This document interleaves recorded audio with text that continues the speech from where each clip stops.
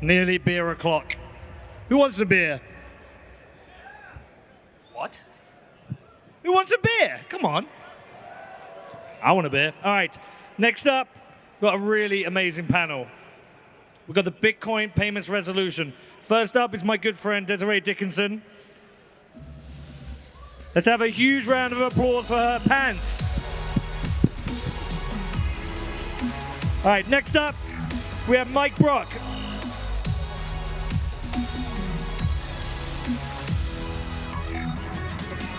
Welcome onto the stage, Ivan Soto-Wright.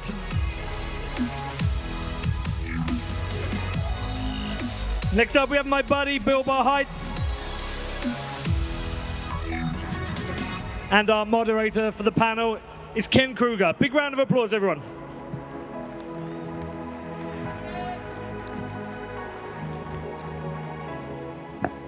Well, it's absolutely great to be here. I'm Ken Kruger, the founder of Moon, also known as Pay with Moon, paywithmoon.com, the most private way to spend your Bitcoin in the world. And I'm joined today with some of the preeminent leaders in Bitcoin payments, and I'm really excited to talk about that. Now, the name of this panel is the Bitcoin Payments Revolution, and I think there is a real revolution going on in Bitcoin payments. I don't actually think many of the people here today are aware of exactly what's happening. A lot's going on behind the scenes, a lot's happening in other places geographically, so we're going to dig into that today. Now, Bill, at Abra, you have customers in over 150 countries. I really am curious to see what you're seeing in the developed world versus the developing world, because I really think the developing world is where a lot of magic is happening right now with payments. That's right, absolutely. I mean, we have kind of almost a bifurcation right now of users, and I think it's going to converge over time. But we have hundreds of thousands of users in Southeast Asia and Bangladesh, India, who are actively using Bitcoin and other cryptos now to move money around. What's really unique about it is they're using cash, retail cash locations to convert fiat to Bitcoin, right? So we've built on-ramps in all of those markets now, where in South America, Central America, where you can walk into a retail outlet, convert cash to crypto. That's totally different from our U.S. and European business, which is much more wealth management driven, where we're helping people manage, hundreds of thousands and millions of dollars of crypto, helping them borrow against it, et cetera, et cetera. But I think they're going to converge over time, and you're going to see kind of this consistent global banking phenomenon take root everywhere. Yeah, I think that's really interesting because, those of us in the more developed world, the United States, you can buy crypto by connecting your bank account or purchasing with a credit card. And Ivan, with MoonPay, you really pioneered buying Bitcoin with a credit card. But I've also noticed that you've been adding additional payment methods, specifically in Brazil. What are you seeing? How is it different with your user base when they buy Bitcoin? Yeah, so more broadly, we're trying to connect 1 billion people into this world of Web3 and Bitcoin, and we need to make it as simple as possible for every single geography. So really, you just have to look at it from a distribution point. Okay, you've got Visa and MasterCard with billions of people already on the network. That's obviously an obvious place for us to start if we want to see more Bitcoin adoption. And then you can go country by country, and you find out that Visa and MasterCard doesn't have 100% penetration, and then you just go very logically and turn on those different payment methods. So that's exactly what we're doing at MoonPay. We're going country by country to build the very best converting experience for anyone, anywhere in the world. That's really interesting. And I think, Abra, you're handling a lot of the point of sale with cash. You're handling different payment methods. Now, Mike, you are working with TBD. You're working on TBDEX, right? I don't know if many people here are familiar with TBDEX. Can you explain a little bit about what TBDEX is and what you guys hope to achieve with that? Yeah, absolutely. TBDEX is our first project within our newest division, TBD, at Block. Its goal is to solve what I think of as the last unsolved frontier for unlocking the true decentralized digital payment economy. And so for those of you who have read the white paper, and if you haven't, please go read the white paper. I think it's a great white paper. We focus very heavily on the idea that solving digital identity is critical to ultimately bridging the physical digital divide that needs to be bridged in order to bring digital payments that we are here, that we all believe in the future of Bitcoin, to the daily life of individuals all around the world, even here in the United States. And we're going to talk about the payments revolution. I have a lot of terrible things to say about the U.S. payment system. And from that perspective, we think that TBDEX offers an amazing decentralized solution for creating decentralized webs of trust in a fully decentralized way that allows people to essentially onboard themselves into that economy with a self-sovereign identity, with full control over the credentials that they share with other trusted intermediaries or trusted third parties, if two sides of a transaction want to do business that way. And we believe that this is like really necessary. The funny example I like to give all the time is that if you're going to buy a teddy bear with Bitcoin from, say, an online retailer somewhere else in the world, it's not really enough to like know that they have like a Bitcoin address or that they have a website. You want to know that they have some sort of reputation. You want to know that there's going to be like recourse if you send them the money and they do not produce the good that you purchased. You need a way in which to establish that social trust because you're interacting with the real world. You're literally sending money for a promise for someone to provide a service to you. A human has to do a thing. And that means social trust is such a necessary component of the future payment system working in a decentralized way. And TBDEX looks at that problem and says, we need a way to do this that doesn't require any central authority. And so we looked to the internet that already exists, and we looked at the public key infrastructure that secures the web today, that uses certificate authorities at their root.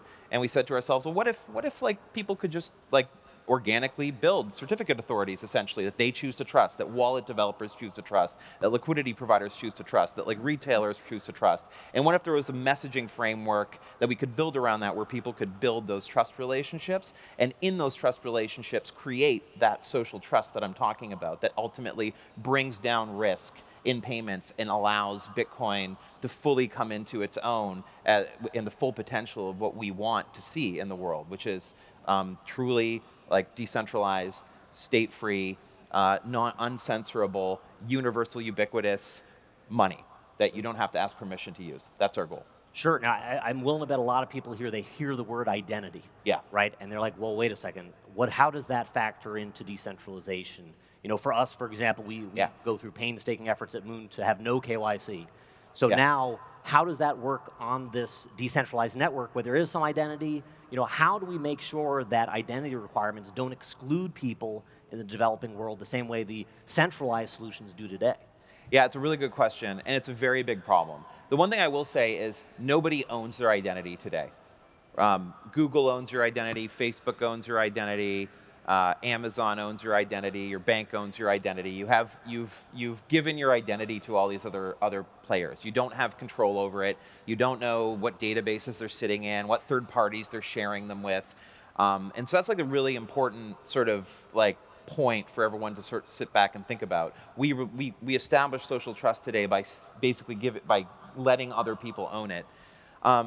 And that is also at the root of like why the onboarding problem today is so hard, because we have centralized intermediaries that control the gateway into the financial system.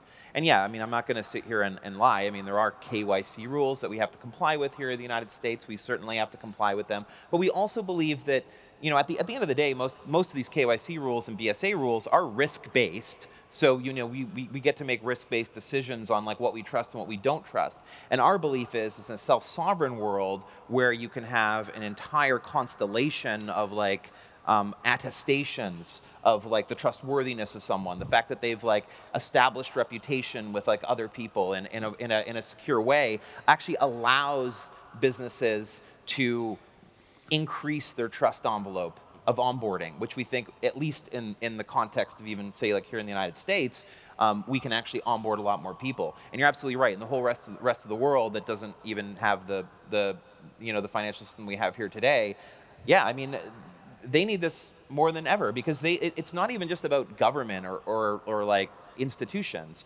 It's about like we need ways to trust each other. to trust each other, to transact with each other. Because if you don't have that, transactions by definition will be more expensive, because the risk of fraud, the risk of like non-payment, non-delivery of goods or services has to be priced into the cost of the transaction. And so identity is so important to driving this to a place where any individual in the world can, for free, without permission, access the financial system. Yeah, I think that makes a lot of sense. Obviously there are a lot of transactions. You have to know that other party. And a network like that makes a lot of sense. So in the developing world, we've discussed a bunch of different ways where you can buy Bitcoin, but there's another way where I know a lot of people in the developing world are getting their hands on Bitcoin, and that's through gaming. And Desiree, at Thunder Games, you're making some really cool mobile games where you can it's play to earn within Bitcoin. Can you tell us a little bit about that, and what are you seeing in your user base in the developed world versus the developing world?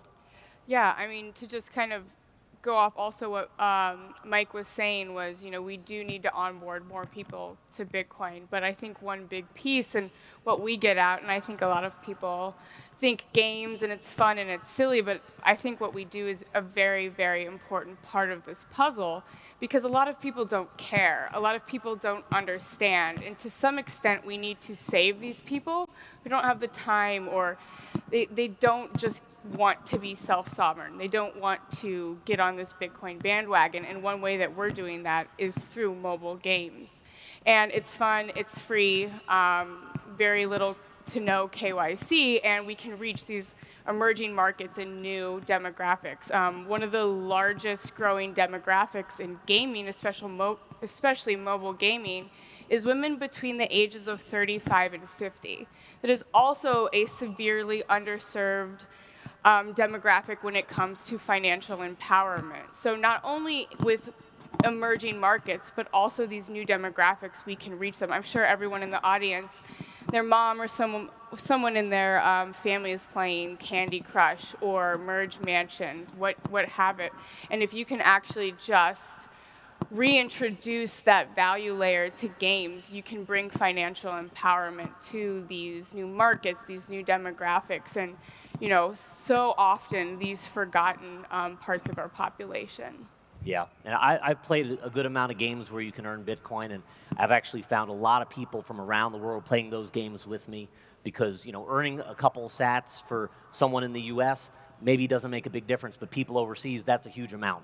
Yeah, and one really interesting thing that I always like to point out, we've had several people come up to us and say, hey, we want our first Satoshi in your game.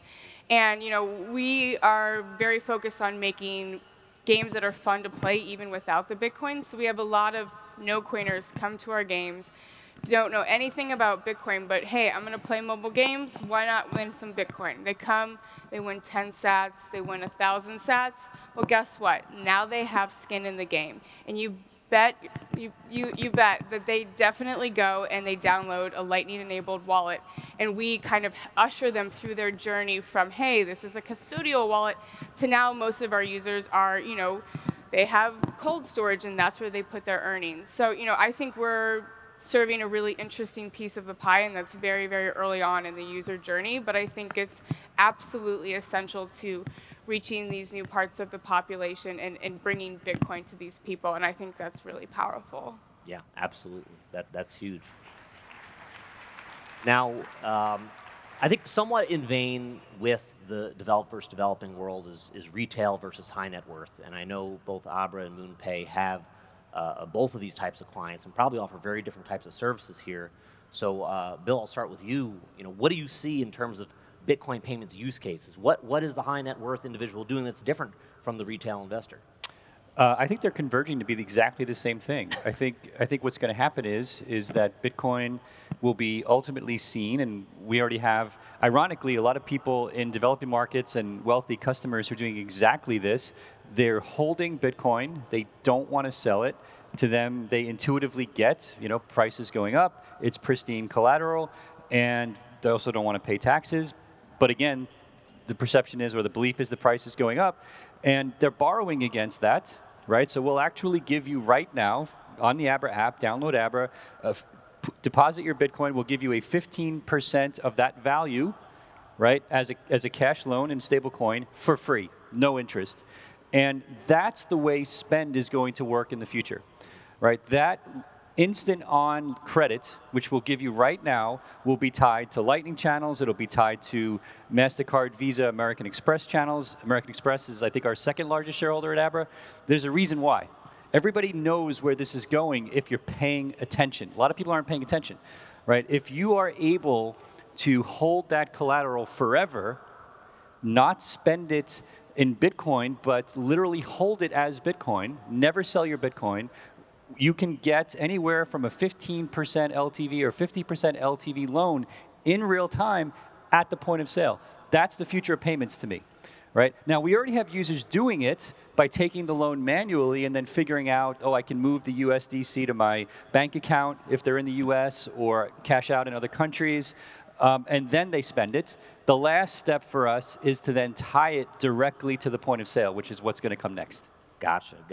That's really interesting. We're going to come back to some of those points in a little bit. But Ivan, with MoonPay, I understand you have a white glove service for some folks that are high net worth, but then you have the average Joe that comes along and is just like, I got a credit card, I got to get in on some Bitcoin right away. Can you tell us a little bit about those different user behaviors? Yeah, I mean, for us, it's all about simplification of the user journey to get into Bitcoin, full stop. I think Desiree brings up a great point around play to earn. I think that's great in terms of removing the barriers. But for most people, they're going to have to go through a certain set of sequences and steps. And unfortunately, I think it's going to require KYC. One of the things that we're doing that's really powerful at scale is once you do KYC once with MoonPay, you never have to do it again across any of our partners. So we're really trying to reduce that friction because I think the reality is the governments really do care about two things. They care about being able to stamp out money laundering, and they care about taxation.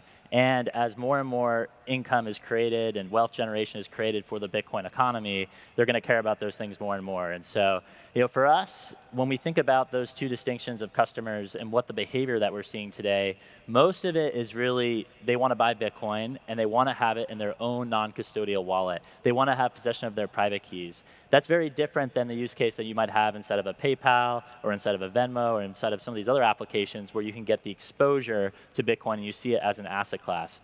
I think the reality is we're still far behind in Bitcoin in terms of seeing it for payments. I think obviously we see Lightning. I see the real opportunity for Bitcoin is to be able to leverage these other blockchains and to be participating more broadly within the crypto ecosystem. I think wrapped Bitcoin across other blockchains has a lot of potential. So I'm really excited to see that because then this can actually go beyond just being a store of value and being used as a means of payments. Great, great. Now, Bill, you mentioned stable coins, right? And I think there's a really interesting question. We're seeing, there are a lot of Bitcoiners here. They don't want to hear about anything but Bitcoin. But stable coins seems to have, there's something really interesting happening there. Sure. So do you want to elaborate a bit on that? How should your hardcore Bitcoiner view stable coins?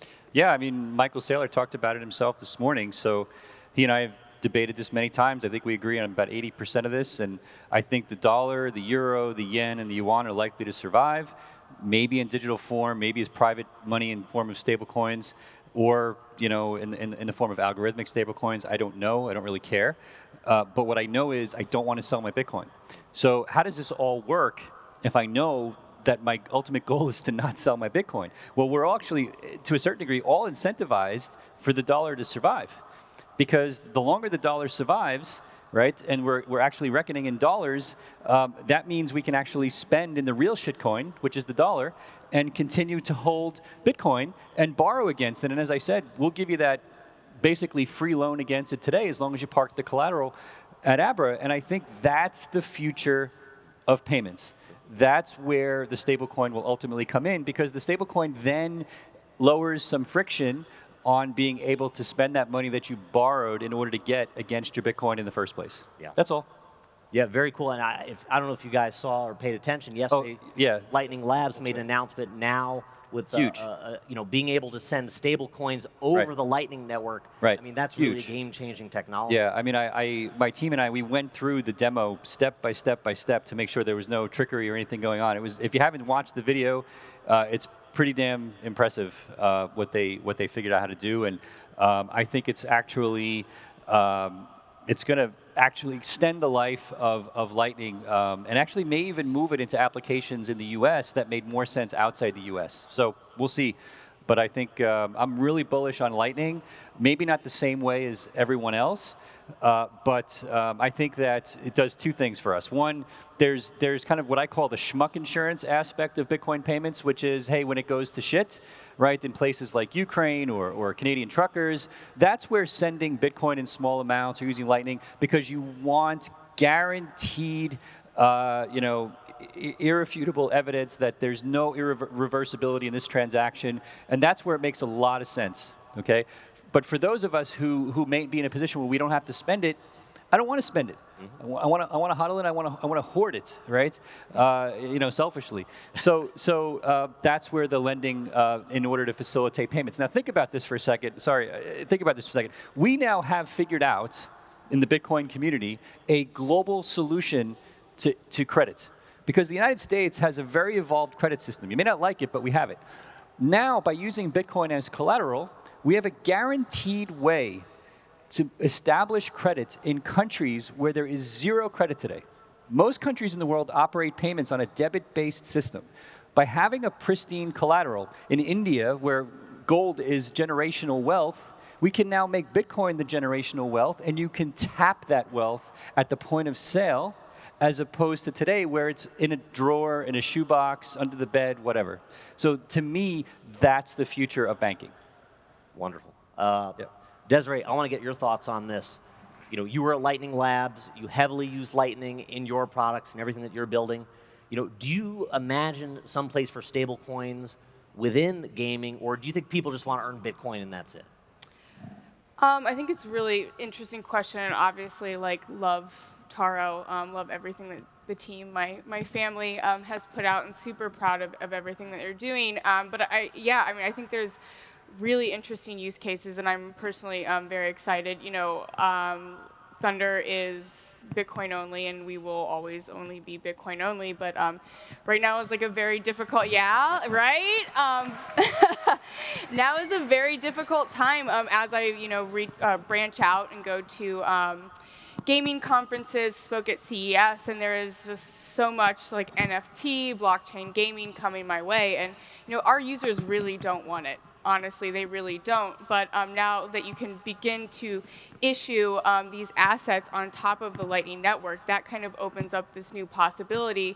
And it is very, very interesting. Obviously, we're taking it very slow before we introduce something like that. But something we think a lot about is the circular economy in games. And that's what's so beautiful about the Lightning Network. It opens so many worlds of possibilities because of microtransactions. And so I think it's going to be a beautiful addition to these in-game economies, these circular economies that are starting to be created. And so, I think Taro is a huge, huge step. And one thing I wanted to point to tag on to what Bill was talking about is that, I know I HODL my Bitcoin too, and I am shopping at Amazon all the time because I'm I am never selling my Bitcoin.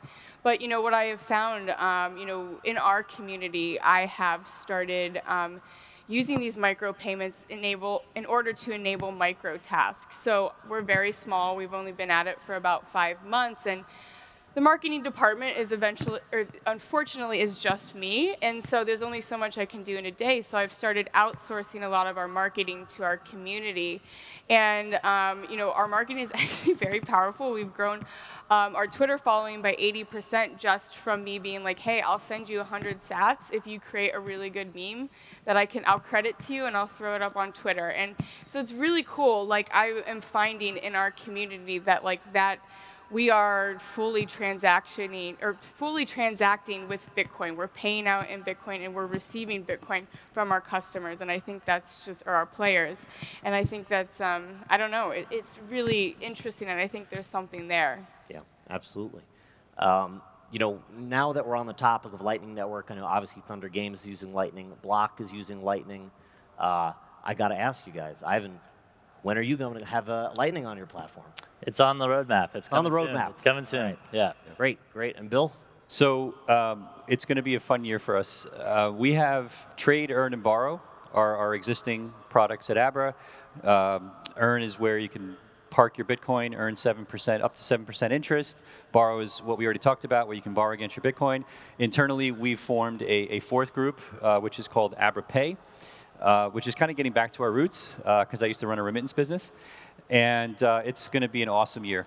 And let's just say that we've got some really cool announcements. And the way I think we're going to use Lightning, I think, is probably the best application for people today, right? The average consumer to integrate in their life, maybe in a way that they don't even notice, but that I've seen to date. So I'm super excited about how the team has figured out kind of traditional payments, point of sale, cards, Lightning, person to person, and it's kind of it's really coming together. And I'm going to stop there because my team will kill me if I keep talking. You heard it here first, folks. This is where the action happens. Yeah. So, I think a lot of us are, with our companies, we're integrating with the traditional financial system, right? There's not a whole lot going on. I mean, Desiree, you're an exception. I think you're just giving out Bitcoin. But for a lot of us, we're integrating with the traditional financial system. We're not in the Bitcoin circular economy. So thinking ahead, how long are we going to be in this hybrid system as opposed to, where we all want to end up in the future, this hyper-Bitcoinization? Do you want to take that away? I think a long time, right? I think that's probably not the answer that a lot of people want to hear. But what I do, and actually I think this was a really good point, like that you made before around how fiat is going to continue to be a way in which a lot of payments continue to be made with, and I have actually said on the record, I think like Bitcoin is maybe like the best thing that ever happened to fiat, in the sense that like it's actually creating a real choice where people can choose to off-ramp from the system. That limits the policy flexibility that central banks have to abuse their balance sheet, to abuse quantitative easing. It's actually going to force central banks to have a lot more discipline so they can maintain their currency and like maintain their tax regimes. That's actually something that I think is actually very, very likely, and I think a very, very positive outcome from having like self-sovereign currency like Bitcoin. And I think obviously that speaks to imbalances in wealth that have distributed due to unequal access to capital. But one thing I wanted to, one thing I think that really also needs to be said, right, is that from the perspective of the existing payment system, and I don't think people realize this, when people talk about transaction costs, I don't think they recognize like how the actual cost structure of our fiat-based payment system really, really works. We talk about debit card, debit transactions, like ACH, like wire. At the end of the day, payments are debt. They are promises for future settlement. And you say, so what? Like the system works. But there's like this really crazy side effect of this that most of us don't think about. There's 11 million Americans who don't have access to a bank account today in the United States for various reasons, usually due to lack of creditworthiness. Why do you have to be creditworthy in order to have a checking account? You have to be creditworthy in order to have a checking account because the payment system attached to that checking account is fundamentally based on credit. Right. And you can find yourself in overdraft, you can find reversed payments, you can find, there's these things called force posts. There's actually no way to guarantee that a bank account won't go below zero as long as which is a feature that's imposed by the infrastructure of the payment system on the banking system, meaning that there's an actual price that has to be amortized over the banking system. And the answer that the system has come up with for that is to just not bank 11 million people. And I think that's like a really crazy moral quandary that sits in front of us. And one of the things that's actually the reason I fell in love with Bitcoin. Because when I was working on Cash App years ago, and we were trying to build a bank that we could onboard literally 100% of people, and I slowly started to figure out, wait a second, this payment system is boxing me in. It's making it impossible for me to bank certain people. And that was when I realized payments as credit, which all payments are in the system, is like the greatest albatross on the people who are at the lowest end of the economic rung. And I think that's something that people really need to recognize. Yeah. It actually costs somewhere between 10 and 20% of your income to be a cash consumer in the United States. Let that sink in for a second. Most of us actually earn yield on our assets. That group that Mike's talking about, literally 10 to 20%, just poof, it's gone. And there's a better way. I think, again, Bitcoin represents, it actually I also come from the fixed income world years ago, and it fundamentally represents a new way of thinking about the entire credit system because you have pristine collateral that can work equally for everyone. Yeah, and I think another point is just our systems are archaic, and I think history repeats itself. I think we can look at other disruptive technology trends. The one I always talk about is telecoms, right? We still probably have our AT&T bill, our Verizon bill, even though we have this amazing technology called voice over IP that dramatically brought down transaction costs for long-distance phone calls. We opt into using this system over time. We started with Skype. Years later, we're now at the kind of Zoom era, but you still have that parallel system. And I think that's exactly what you're going to see here for many years. You're still going to have the ACH, all these inefficiencies, but over time, people will opt into a system that's more efficient. And it's up to us to build, it's up to the entrepreneurs to build incredible applications that people are actually going to use and find those benefits to opt into this new system. Yeah, and I think we're very beneficial right now in the Bitcoin community. If you look at a lot of the sponsors and companies participating here, it's a lot of people representing the traditional organizations. I remember, Ivan, we were hanging out in 2019, and you were like, "Oh, I'm going to go meet with Visa, try to get them to, allow me to do this thing." And I was meeting with Visa about other things, and it was a hard sell. And now they're here trying to sell us on their solutions. And I think what's different about this revolution as opposed to anything else is that they see the writing on the wall.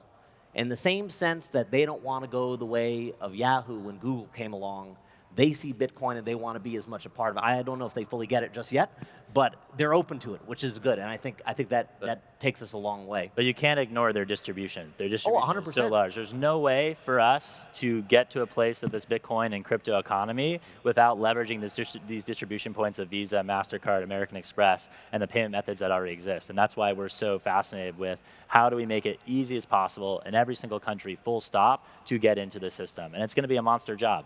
It's not going to be a one-year job. It's, I'm committed over the next decade to bring as many people into this ecosystem as possible. But it's going to be a lot of hard work.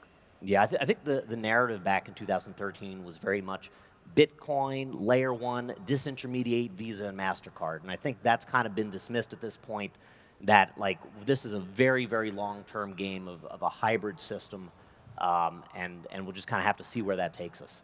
So along the same lines of the decentralized systems that we have to work within gaming. Now, I did some research about a year or so ago. I have some mobile games that I made, and I was like, I want to put some Bitcoin in there. There are some gatekeepers. In the same sense we have some gatekeepers that we have to work with, there are gatekeepers you have to work with. And they are Apple and Google and Epic and Steam. And they haven't been too friendly so far with allowing these play-to-earn games into their app stores. How do you deal with that? What do you see? Do you see that changing? What's going on there? Yeah, it is quite a challenge, and it is something that we've just learned to accept, kind of like this hybrid model that you're speaking about. And one of our big things is, at the end of the day, we want our games to be accessible to everyone, and there's no more logical on-ramp to Bitcoin than going to the App Store, going to Google Play, downloading an app, downloading a game. It's a flow that everyone in this room is familiar with. It is a flow that everyone with a smartphone is familiar with. And if that brings you to Bitcoin, I think that you really cannot argue against it. And so, we have just learned to kind of work around that. And we have a ticket system with a daily raffle where you win your Bitcoin. And it's working, and it actually, we have a wonderful behavioral psychologist on our team who kind of thinks through these game mechanics and user incentives. And it works, but it gets us around those restrictions of sending Bitcoin within this app and paying out to our users. But I do think that they are slowly kind of loosening their grip. So you can now do pay for in-game assets with cryptocurrency in a browser, right? And they show up in your game. It's not great, but again, it's a start. And so there's no way to beat them if you don't work with them first. So first integrate and then burn it all down. And so that's kind of my approach. And so we're going with hybrid for now. Yep. And I mean that's what we're doing. And eventually, hopefully, we break down the walled gardens and we can empower players. I mean, it is so clear that the next social network is gaming. And whatever you think about metaverse, like there is a metaverse coming. I think it's going to happen in games. And there needs to be an inherent value layer in these games. And so I think it's, a slow go, and it's a battle that we just have to fight with people and not against them. And I think the hybrid comment that you made is exactly how we're approaching the problem. Yeah. Now within play-to-earn gaming, I think the biggest one everybody's heard of is Axie Infinity. It's wild. So what I want to know is, when are we going to get the Bitcoin equivalent of Axie Infinity? We already do. The biggest play-to-earn game in the world is Bitcoin mining. Hey. That's a good way of thinking about it. Yeah. It's true, but I mean, speaking to a lot of people in traditional gaming who, really want to push away what we're doing, and I've been able to orange pill a few people, but they hate what blockchain and gaming and NFT does to gaming, because it strips away that pure joy of gaming. And you see that the market, the target audience for blockchain games is not traditional gamers. Traditional gamers don't want these games. I mean, it's just, we're seeing evidence of it again and again and again. And so, there's an audience for Axie Infinity. It's people who want to play to earn, and it's a game, or it's not a game. It is actually a job, and I think that's what's really interesting. Thing that's happening in the gaming industry now is like, how do we change the way that players are compensated for their time, how they're compensated for the in-game content they create, without stripping these games of the pure joy of play. And I think that's very, very important, and I think that's what, Axie Infinity is super fun, it's cute. Honestly, I think they've done an incredible job, but at the end of the day, it's a value sink, and it is a job. There's no doubt about it. And until that changes, like how that becomes sustainable, but it's not what we're working on, and I don't think that is what the avenue that Bitcoin should go down in gaming. Sure. And you could also approach that question from a different angle. Why does Bitcoin not have an application that rivals Axie Infinity? Why don't we just wrap Bitcoin as a reward to Axie Infinity gamers? That's also a potential opportunity. I think the opportunity for Bitcoin is multi-blockchain. I do think there's an opportunity to take the Bitcoin, wrap it, and put it across a bunch of different blockchains. And it is the scarcest form of value that is the number one asset in the crypto economy today. And so I just think we can think of different ways that we can distribute that mechanism to others. Yeah. Well, I want to close this panel out. I want to give each of you an opportunity to talk about what is the most exciting thing that you see on the horizon, maybe not too far out, but something that may surprise the audience that you see coming maybe at your company or within the industry. Bill, why don't you start us off? Sure. I think the biggest opportunity in Bitcoin right now, by far, is lending. Clearly, the number one use case for Bitcoin over the last 2 years has been yield. Download Abra, you'll earn up to 7% of your Bitcoin. But I think where this is going is, like I said, everyone is going to want to hold Bitcoin, and they're not going to want to sell it. And they're going to use it at the point of sale for payments, to buy a house. We're doing down payments for mortgages, borrowing against your Bitcoin today. And that's the future of banking, is borrowing against your Bitcoin. Don't sell your Bitcoin. Yeah. Ivan? The biggest opportunity is to connect more rails and more places around the world into Bitcoin. We have to think about, as I mentioned before, all those distribution points. How do we make that simpler? It's a giant optimization function, and we really just need to be focused on the conversion.